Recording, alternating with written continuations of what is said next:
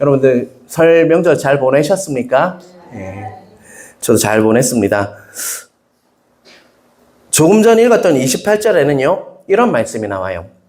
여자여, 내 믿음이 크도다. 내 소원대로 되리라. 이 말씀을 누가 하신 거죠? 예수님께서 그 가나안 여인, 오늘 말씀에 등장하는, 본문에 등장하는 가나안 여인에게 네 믿음이 참 크다라고 이렇게 이야기하면서 네 소원대로 될 것이다 라고 이렇게 예수님께서 말씀하고 있습니다. 그렇다면 여러분 혹시 신앙생활 하면서 믿음이 좋다, 믿음이 크다 자신이 들어본 사람도 있을 거고요. 어떤 사람 보면서 저 사람 참 믿음 좋네, 믿음이 크네 라는 생각을 해보신 적 있으십니까? 없으십니까? 없으십니까 여러분? 특별히 마태복음에는요, 믿음이 크다라는 두 인물이 등장합니다. 마태복음 8장에 등장하고요. 오늘 우리가 읽었던 15장에 두 명이 딱 등장해요. 몇 명이 등장한다고요? 믿음이 크다라는 칭찬을 받은 사람이 믿음이 좋다라는 예수님으로부터 그 칭찬을 받은 자가 몇 명 등장한다고요? 두 명이 등장해요. 자, 마태복음 8장 8절에서 10절까지 말씀 제가 읽겠습니다. 백부장이 대답하여 이르되 주여 내 집에 들어오심을 나는 감당하지 못하겠사오니 다만 말씀으로만 하옵소서. 그러면 내 하인이 낫겠사옵나이다. 나도 남의 수하에 있는 사람이요 내 아래에도 군사가 있으니 이더러 가라 하면 가고 저더러 오라 하면 오고 내 정도로 이것을 하라 하면 하나이다. 예수께서 들으시고 놀랍게 여겨 따르는 자들에게 이르시되 내가 진실로 너희에게 이르노니 이스라엘 중 아무에게서도 이만한 믿음을 보지 못하였느니라. 자, 마태복음 8장 8절에서 10절에는 누구의 이야기냐면요, 백부장의 이야기예요. 로마 그 군인이었던 백부장의 이야기인데 8절에 보면 다만 말씀만 하옵소서. 굳이 예수님께서 안 가셔도 말씀만 하시면 내 하인이 낫겠습니다 라고 고백을 해요. 이 말을 들으시고 예수님께서 뭐라고 하십니까? 바로 이스라엘 중에 아무에게도 이런 믿음을 본 적이 없다, 정말 네 믿음이 크다라고 칭찬하셨어요. 첫 번째 사람은 누굽니까? 백부장이죠. 백부장. 그죠? 백부장이었어요. 그리고 또 한 사람은 누굴 것 같아요, 여러분? 그렇죠. 오늘 가나안 여인, 오늘 본문의 가나안 여인입니다.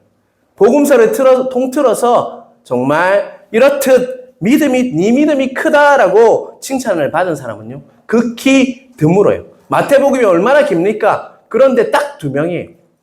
복음서에도 보면 믿음이 좋더라고, 믿음이 크다라고 칭찬받은 사람이 드물다는 것입니다. 그것은 예수님께서 칭찬에 인색해서가 아니라 바로 그만큼 참된 믿음을 가진 자가 드물다라는 것을 우리에게 보여주는 사실이라고 할 수 있죠. 자, 여러분, 드물다라는 거예요. 여러분 중에서도 내가 믿음 좋다라고 여기면서 신앙생활을 하는 사람도 있어요. 근데 그 하나님 보시기에는요, 그 믿음이 진짜 믿음인지를 보고 계시다는 것입니다. 여러분, 오늘 말씀을 통해서 과연 진짜 믿음이 뭔지, 믿음이 크다는 의미가 뭔지, 정말 믿음이 좋다는 의미가 무엇인지를 깨닫는 은혜가 여러분에게 임하길 주님의 이름으로 축원합니다. 21절, 22절 우리에 띄워주시길 바랍니다. 21절 같이 읽겠습니다. 예수께서 거기서 나가사 두로와 시돈 지방으로 들어가시니 22절입니다. 가나안 여자 하나가 비스지경에서 나와서 소리질러 이르되 주 다윗의 자손이여 나를 불쌍히 여기소서 내 딸이 흉악하게 귀신 들렸나이다. 예. 21절 앞부 그 중간쯤에 보면요, 이 지역이 어디라고 얘기하고 있습니까? 예, 두로와 시돈 지방이다라고 얘기하고 있죠. 그 마가복음에 보면요, 스로보니게 여인이라고 하는 걸 봤을 때 이 여인을 가나안 여인이라 하지 않고 스로보니게 여인이라고 해요. 그 지역명이 스로보니게 지역이었던 것 같아요. 그런데 그 지역은요, 아주 역사적으로 정말 어떤 부분에 있어서 정말 유명한 지역입니다. 그 지역은 어디냐면요, 두로와 시돈은 페니키아의 수도였어요. 페니키아 하면 생각나는 한 여자가 있어요. 바알 아세라의 그 대장이었던 이스라엘 그 왕비 중에 가장 악했던 여왕이 누구냐면요, 이세벨이었어요. 그 이세벨과 누가 전쟁을 했죠? 열왕기에 보면요. 엘리야가 전투를 했어요. 그래서 엘리야가 로뎀 나무에 가서 내가 죽겠습니다 했던 그 원인을 제공했던 여자가 누굽니까? 이세벨이에요. 이세벨. 그 이세벨의 고향이 어디냐면 두로와 시돈입니다. 결국 그 지역은 영적으로 어땠을 것 같습니까? 어두운 지역이죠. 그리고 그 후손들도 저주받았다고 여기면서 살았던 지역이 어디라는 것입니까? 두로와 시돈이었고 그곳의 후예가 누굽니까? 오늘 그 본문에 나오고 있는 누구라는 것입니까?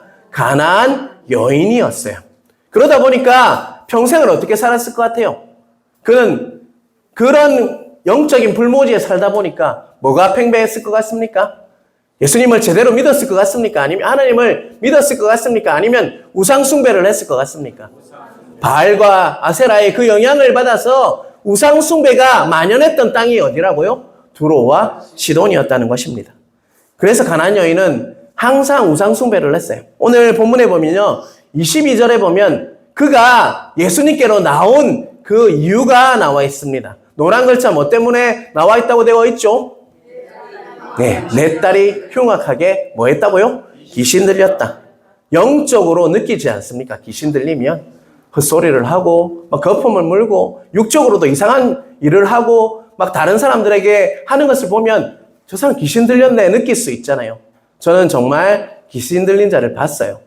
선교지에 있을 때도 봤고요. 또 사역을 하면서도 우리 이재모 피자 장로님이 계세요. 김희태 장로님이라고. 그분과 같이 기도하면서 귀신을 내쫓는다고 막 그때는 진짜 전도사일 때였거든요. 그때 막 힘들어가지고 막 내 손을 끌고 손이 다 째지고 막 이랬었어요. 무섭더라고요. 그 귀신 들리는 현상이 누구에게 일어났다는 것입니까?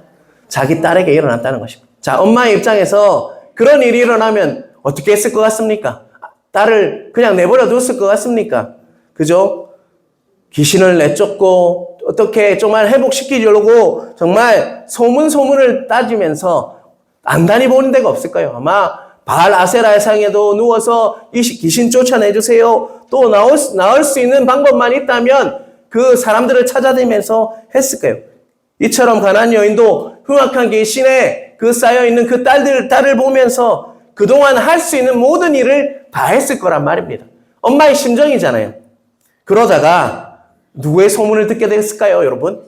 예수님께서 오셨는데 다윗의 자손이다. 그는 다윗의 자손인데 그분이 기도하면 그분이 정말 축사하면 귀신이 떠나가고 병이 낫고 기적이 일어난다라는 소문을 들었다는 것입니다.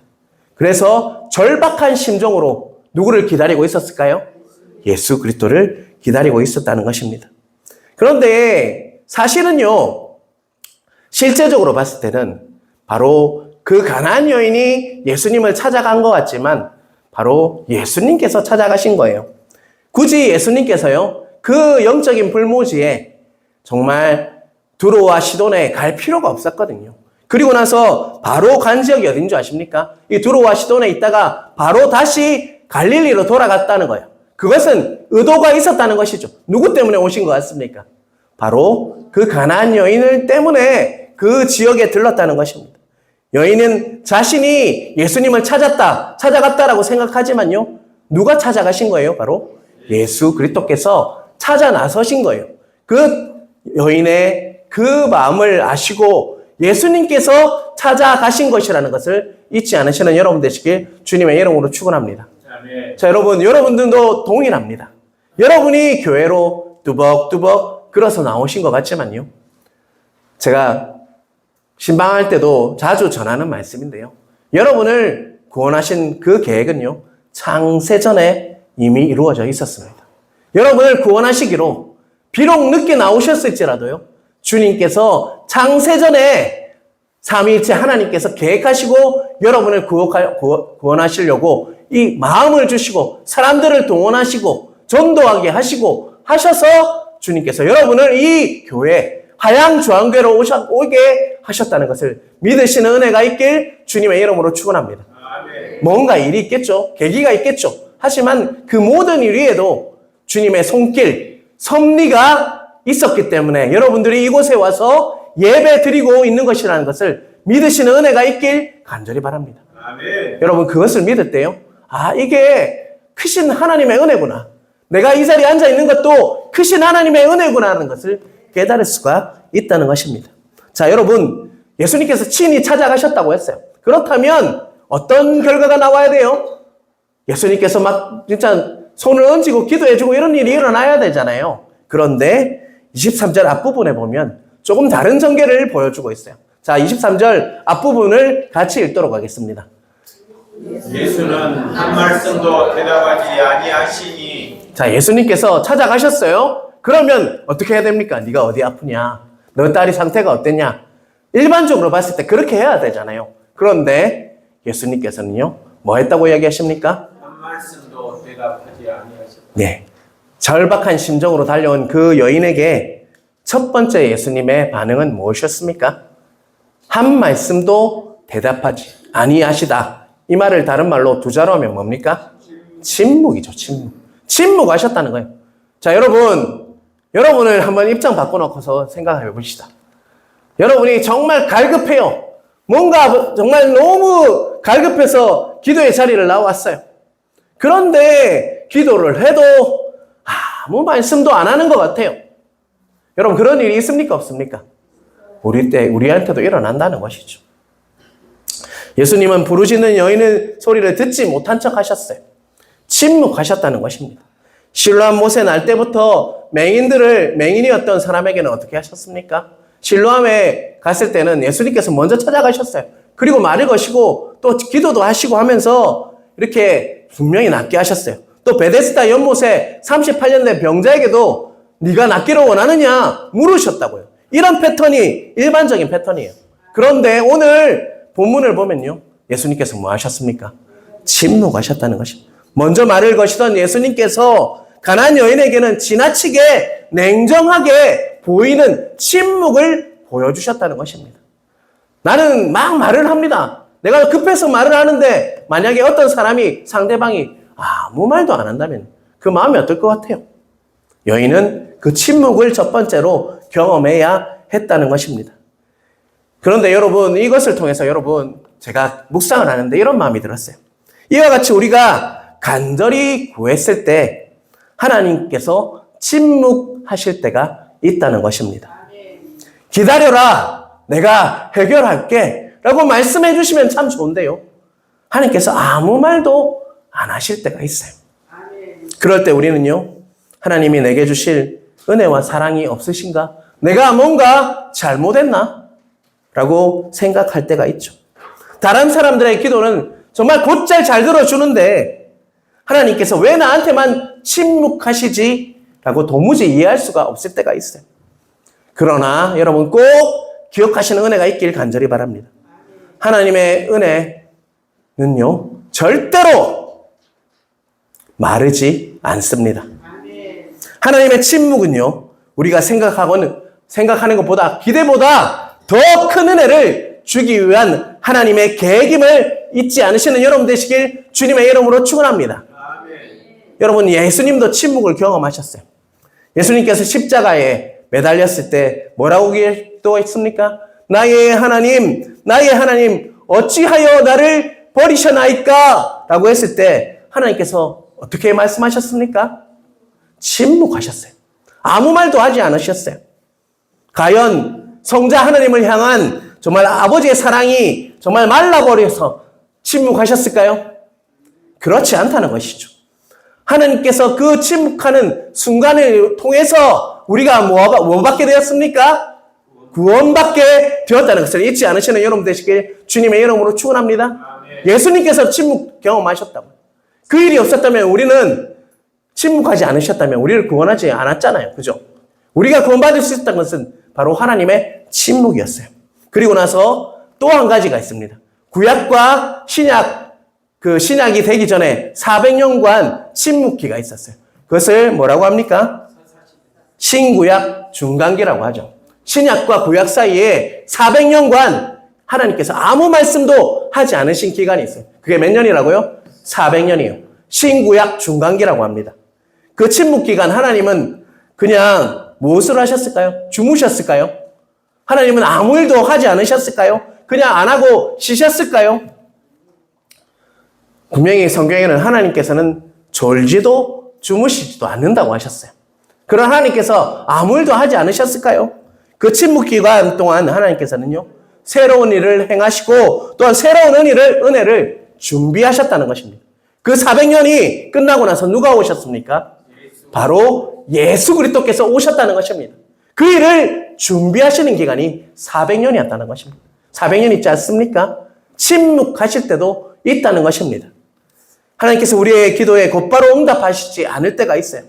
그것은요, 하나님의 은혜가 말라서가 아님을 깨닫는 은혜가 있길 간절히 바랍니다. 우리가 생각하는 것보다, 기대하는 것보다 더 크신 은혜를 계획하시고 우리에게 행하시기 위해서 준비하시는 시간임을 깨닫는 은혜가 있길 주님의 이름으로 축원합니다. 24절 우리 한번 같이 읽겠습니다. 예수께서 대답하여 이르시되 나는 이스라엘 집에 잃어버린 양 외에는 다른 데로 보내심을 받지 아니하였노라. 자, 24절을 보면 또 예수님께서 침묵을 하시면 드디어 말을 하셨어요. 뭐라고 말씀하십니까?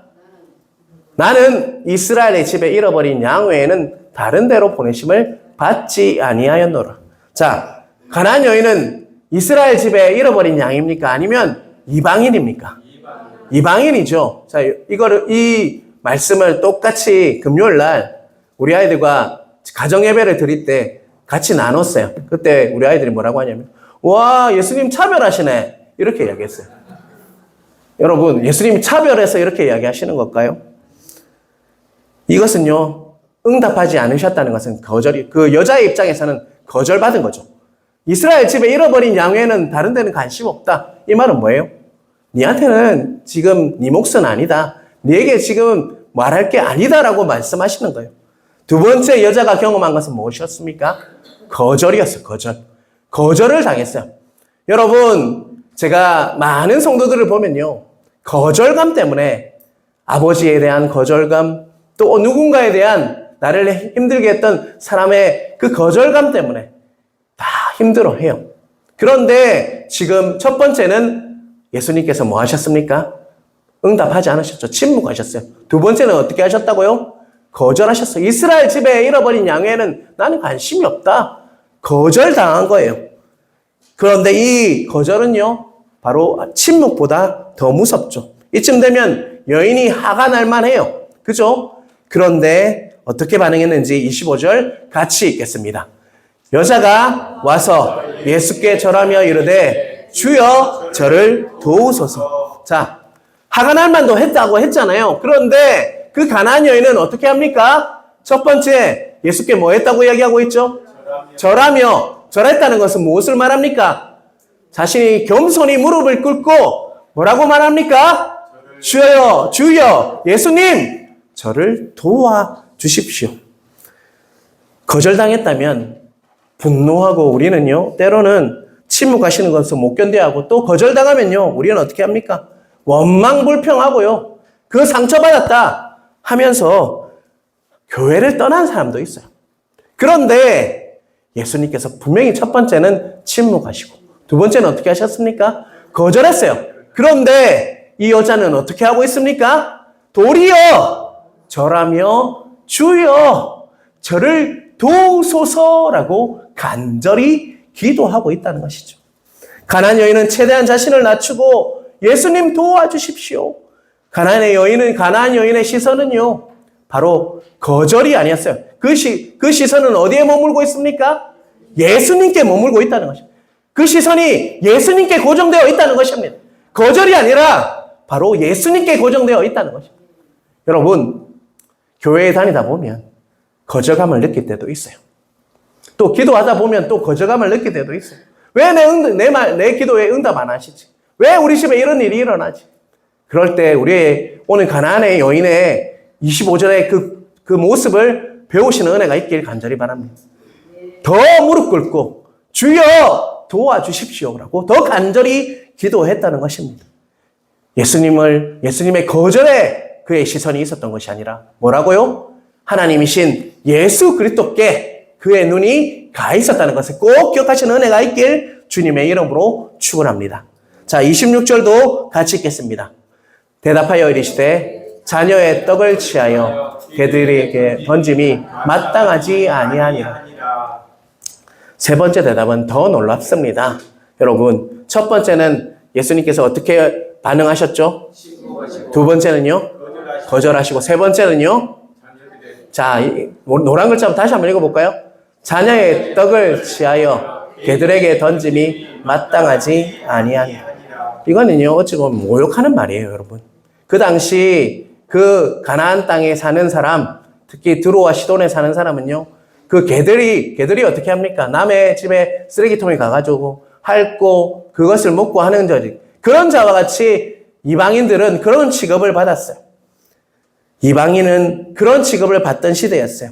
당시 유대인들은요, 이방인을 그런 개 취급했다는 것입니다. 그런데 예수님께서 정말 그 거룩하신 예수님께서 뭐라고 이야기하십니까? 자녀의 떡을 취하여 자녀에게 줄 떡을 개들에게 주지 않는다. 이렇게 이야기하고 있는 거예요, 여러분. 자녀에게 빵이 있어요. 빵이 있는데 그 빵을 개한테 안 준다. 이방인에게 주지 않는다라고 예수님께서 친히 이야기하고 있다는 것입니다. 예수님께서 이토록 냉정해 보이는 표현을 하신 것은요, 정말 이례적인 거예요. 성경에 봐도 왜 이렇게 표현하시지라는 여러분 묵상이 있어야 된다는 것입니다. 그러나 예수님께서는 일반적인 개라는 말을 쓰지 않았어요. 이렇게 원어를 보면요, 개는 바로 구온이에요, 구온. 그런데 예수님께서 개라고 했을 때는요, 바로 키나리온이요. 저거 개 귀엽죠? 키나리온은 저렇듯이 애완견, 강아지를 말해요.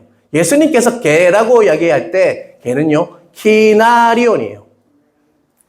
개가 어떻게 합니까? 남들이 빵을 먹고 있으면 뭘 합니까? 밑에서 그 부스러기라도 주워 먹죠. 그런 표현으로 예수님께서 쓰셨다는 것입니다. 평소 병든 자와 소외된 자를 소홀히 여기지 않으셨던 주님의 모습과는 상반되죠. 하지만 개라는 표현을 쓰긴 쓰잖아요. 그죠? 듣는 사람은 그게 들렸겠습니까? 그런데 분명히 예수님께서 이유 없이 그러지 않았다는 것입니다. 당시 제자들을 포함한 유대인들은요, 정말 이방인들을 뭐라고 취급했어요? 이방인을 바로 개 취급했다고요. 그래서 그 가나안인이 앞에서 내가 보지 않았는데요, 그 소리를 치니까 예수님 저 소리 지르는 거 싫어요. 어떻게 좀 해주세요라고 제자들이 말했어요. 이처럼 개처럼 취급하는 그 사람들에게 예수님께서 뭐라고 선포하시는 것이냐면요, 너희가 개처럼 여기는 이 여인의 믿음을 한번 봐라라고 하는 예수님의 의도가 있었다는 것 꼭 기억하시길 바랍니다. 예수님은요, 그 여인 안에 숨겨진 보석 같은 그 믿음을 이미 알고 계셨어요. 그 믿음을 세상 밖으로 꺼집어내기 위해서 이 말씀을 하셨다는 것을 꼭 기억하시는 은혜가 있게 주님의 이름으로 축원합니다. 너희가 개처럼 여기는 이 여인의 이 보석 같은 믿음을 너희가 한번 보겠니? 너희들이 개처럼 여기지만 개가 아니란다 라고 예수님께서 말씀하고 있다는 것입니다. 그런데 그런 의도가 있을지라도 그 여인에게는 분명히 아팠을 거예요. 나라면 벌써 보따리 싸고 나갔을 겁니다. 에이, 예수님 정말 좀 괜찮다 하더만 똑같네 라고 했을 거예요. 첫 번째는 침묵을 경험해야 됐고요. 두 번째는 뭐였습니까? 거절이었죠. 세 번째는 뭐였습니까? 모욕이었어, 모욕. 무시하고 모욕당했어요. 이 여인은 삼중고를 다 겪었어요. 보통 사람 같았으면 어떻게 했다고요? 나처럼 보따리 써서 나갔다고요. 예수가 사랑이라더니 별거 없네. 예수님 사랑이 많다더만 별거 없네 하면서 정말 나아갔을 거예요. 그런데 27절 한번 같이 읽겠습니다. 큰 소리로 같이 읽을게요. 여자가 이르되 주여 올소이다. 개들도 제 주인의 상에서 떨어지는 부스러기를 먹나이다. 자, 여러분, 분명히 그는 뭘 경험했습니까? 침묵의 벽을 느꼈어요. 거절의 벽도 느꼈어요. 모욕의 벽, 무시당하는 벽도 느꼈어요. 그런데 지금 27절에 뭐라고 고백하고 있습니까? 첫 번째 말이 뭡니까? 올소이다. 그래요, 나는 개와 같아요 라고 고백하고 있는 거예요. 올소이다 하면서 뭐라고 고백합니까? 개들도 제 주인의 상에서 떨어지는 부스러기를 먹나이다 라고 하고 있죠. 자, 여러분, 이 고백은요, 제가 많은 사복음서를 연구하면서 정말 성경 전체를 통틀어서 가장 위대한 고백 중에 하나라고 저는 생각합니다. 이렇게 고백하기 정말 쉽지 않죠. 분명히 외면당했습니다. 거절을 당했습니다. 모욕까지 당했습니다. 그럼에도 불구하고 올소이다. 주님 하시는 말씀 다 맞습니다. 저는 개와 같은 자입니다. 하지만 저는 부스러기도 먹는 은혜라도 누리고 싶습니다. 주님 맞습니다. 저는 개와 같습니다. 하지만 주님의 식탁에서 떨어지는 아주 작은 부스러기 은혜이면 충분합니다. 라고 고백하고 있는 거예요. 그 상에 있는 놓여있는 음식이 아니라 나는 부스러기만 경험해도 우리 딸이 회복될 수 있습니다. 주님은 그런 분이십니다. 라는 믿음의 고백이 이 고백이라는 것입니다. 절대적인 신뢰가 있기 때문에 이 고백을 할 수가 있다는 것입니다. 내가 처한 문제는요, 거대히 보일지라도 주님께서 조금만 개입하셔도요, 또 부스러기 같은 우연한 만남이 있어도 문득 떠오르는 아이디만 있어도요, 그 문제를 해결할 수 있는 것이 하나님이시지 않습니까? 바로 이 고백을 하고 있는 거예요, 여러분. 여러분, 이런 믿음이 있으십니까, 여러분? 거절당하고, 침묵하시고, 또 외면당하고, 정말 무시당하는 모욕을 당하면서까지 이렇듯 주님은 옳소이다. 주님이 하는 일은 다 옳습니다. 부스러기와 같은 은혜만 있어도 나는 살 수가 있어요. 라고 고백하는 것이 바로 이 가나안 여인의 고백이었음을 믿으시는 은혜가 있길 간절히 바랍니다. 여러분, 이 고백이 그래서 주님께서 나중에 정말 네 믿음이 크구나 라고 고백했지 않습니까? 주님께서 왜 그 고백을 하셨냐? 바로 이렇듯 그 가나안 여인의 초라하고 정말 이방인이고 정말 멸시당했던 그 여인의 입에서 이 고백이 나오니까 너무 놀란 거예요, 주님께서. 그래서 그렇게 고백하셨다는 것입니다. 정리해보면요, 우리 삶의 부스러기 같은 은혜가 많이 있음을 인정하시는 은혜가 있길 간절히 바랍니다. 주님, 제 상황은 막막하고 저는 자격이 없지만 주님의 상에 떨어지는 그 작은 한 조각의 부스러기만 내가 있어도 나는 살 수 있는 존재입니다. 모든 문제가 다 해결될 수 있는 그런 존재입니다. 라는 고백이 우리의 고백이 되어야 한다는 것입니다. 이 고백은요, 절대로 비굴한 고백이 아닙니다. 바로 오히려 가장 크신 주님을 알아보고 주님이 어떤 분인지를 알고 신뢰하는 고백임을 깨닫는 은혜가 있길 간절히 바랍니다. 여러분은 과연 어떤 상황이라도 내 문제가 해결되지 않더라도 아직도 주님이 하는 일은 다 옳습니다. 주님대로 그대로 따라가면 부스러기 은혜만 있어도 나는 살 수 있는 존재입니다라고 고백하며 살고 계십니까, 여러분? 여러분, 그 은혜가 우리를 살린다는 것을 꼭 기억하시는 은혜가 있길 간절히 바랍니다. 여러분, 부스러기 은혜라고 제가 고백했잖아요. 여러분, 우리가 당연하게 여기는 부스러기 은혜들이 너무 많은 거 아십니까? 오늘 여러분 이 자리에 나와서 예배 드릴 수 있는 거 은혜입니까? 그냥 당연한 겁니까? 은혜라고 여기십니까? 정말 감사하며 예배 드리고 계십니까? 내 입에는 원망불평이 있지 않으십니까, 혹시? 무사히 가족과 집에 돌아가서 식사할 수 있는 건 뭡니까? 부스러기와 같은 은혜를 주신 거예요. 이미 주신 거예요. 또 우리가 숨 쉴 수 있는, 코로나를 지나면서 얼마나 숨 쉬는 것이 은혜인 줄 아셨죠, 여러분? 나 마스크 끼고 다닌다고 죽는 줄 알았어요, 진짜로. 여러분, 숨 쉴 수 있는 것만도 그 부스러기는 은혜로 우리를 살려주신 거예요, 여러분. 힘들 때 곁에 있어준 지체들, 우리 옆에 있는 지체들 한번 보실까요? 한번 보실까요? 별로 보기 싫습니까, 여러분? 옆에 지체들이 있어서 여러분은 모르지만 여러분을 위해서 기도하신 분이 많은 거 여러분 꼭 기억하시길 바랍니다. 여러분, 그 기도가 있었기 때문에 우리가 살아갈 수 있는 거예요. 이런 부스러기와 같은 은혜들이 너무 많아요, 여러분. 이번 주에 제가 한 3주 정도를 목에 소리가 안 나오는 거예요, 목에서. 쉬어도 안 내고요. 링거를 맞아도 안 되고. 근데 제가 몰랐어요.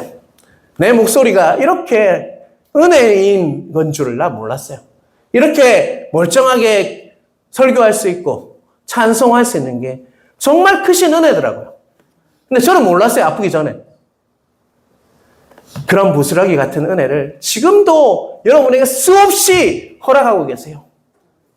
그 은혜를 하나하나 손꼽아서 찾아보시길 바랍니다. 여러분들 똑같이 고백하십시오.